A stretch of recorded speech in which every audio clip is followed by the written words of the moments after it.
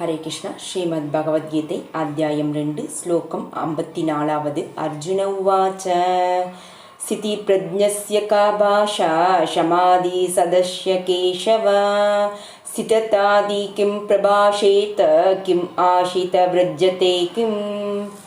ஒவ்வொரு மனிதனின் நிலைக்கேற்ப சில அறிகுறிகள் காணப்படுவதை போலதான் கிருஷ்ண பக்தியுடையவங்களுக்கும் பேச்சு, நடத்தை, எண்ணம், உணர்வு போல பல குறிப்பிட்ட இயல்புகள் இருக்குங்க.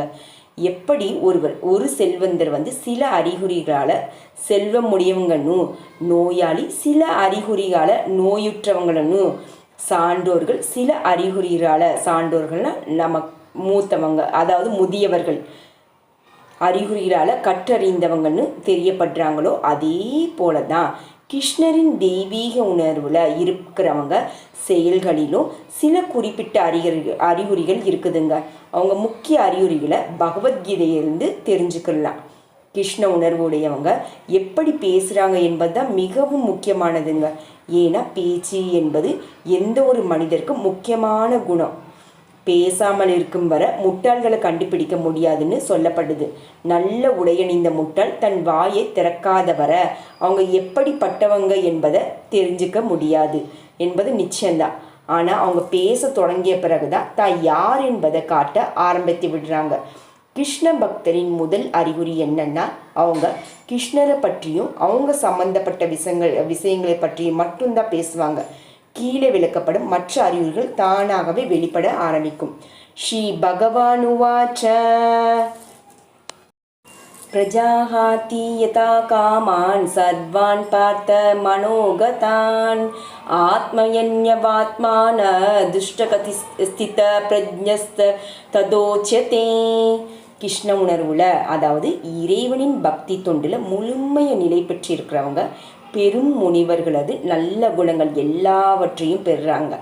ஆனால் இதே போல தெய்வீக நிலை பெறாம இருக்கிறவங்க தனது சொந்த மனக்கற்பனைகளை சார்ந்திருப்பது உறுதி என்பதால் எந்தவித நல்ல குணங்களும் அவங்கள்ட்ட இருப்பதற்கு வாய்ப்பு இல்லைங்க. ஸ்ரீமத் பாகவதம் உறுதிப்படுத்துது. அதனால தான் மனக்கற்பனைகளால் எழும் புலனுணர்ச்சிக்கான ஆசைகள் எல்லாமே துறந்தாகணும் என்பதுதான் இங்கு சரியாக சொல்லப்பட்டிருக்கு. இந்த புலனிச்சைகளை செயற்கையாக துறக்க முடியாதுங்க.